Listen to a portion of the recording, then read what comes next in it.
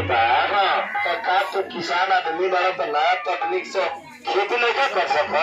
बहुत बढ़िया बात बतौली, हमारे तो आंखें खोल नहीं हुआ। हाँ, ओकरा बाद को तरह खत्ता में अपना दाई दिले, अपना यूरिया दिले, अपना पोटास दिले, अपना जाइन दिले, तमाम रासायनिक खाद के खेत में प्रयोग करता रहा। और खेतवा तो आज सही बा बंजर होते जा रहा है, खेत बंजर होते जाता है। हाँ, वही से उपज बढ़िया नहीं के तो रासायनिक खाद ज्यादा मात्रा में डला के चलते मिट्टी बंजर हो जाता है। हाँ, ओकर उर्वरा शक्ति जो होला वो भी समाप्त होते जा रहा है।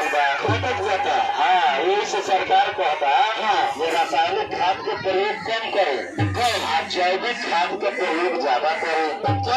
हाँ, रासायनिक खाद के प्रयोग जौन दिन प्रतिदिन ओकरा के घटाई कोई मात्रा में। हाँ, ओकरा बाद जौन जैविक खाद ओकरा के मात्रा बढ़ाई। बहुत बढ़िया। पहलका लोग जैविक खेती करत रहे। कौनो प्रकार के ओकरा रासायनिक खाद ना रहे, अनाज बहुत शुद्ध होत रहे। जानला के हमनी के खाई सब तो कौनो प्रकार के हमनी के बड़ बीमारी ना रहे, ना डॉक्टर है उतना। लोग अपना गाँव में ही अपन इलाज कर ले जड़ी बूटी से। लेकिन आज देखिए जोताई से लेके ना हाथ दवा दिया रहल बा। जाने के चलते जितना भी खाद्य पदार्थ बा हमके जौन भी खा पानी सब वो सब विषयुक्त हो चुकल बा।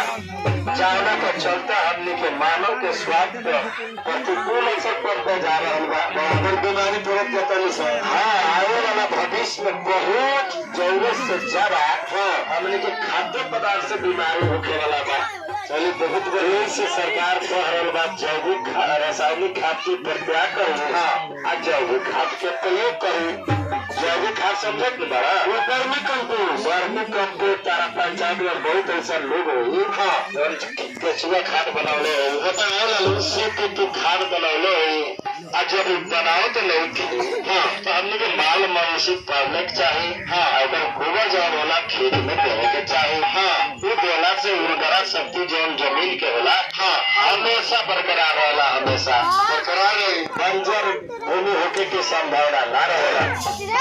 बहुत बढ़िया। ओकरा बात कहता है जो हम कोनो भी फसल के अवशेष जला के बढ़िया खेती करेंगे, पूरा अवशेष जला के मालूम नहीं थे प्रशासन के तरफ से रोक लग गई बा।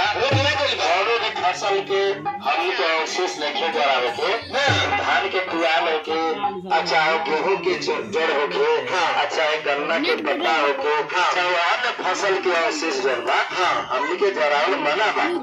यदि जरावल में हमने के पकड़ा जाए तो प्रशासन हमने पर कानूनी कार्रवाई कर सकता।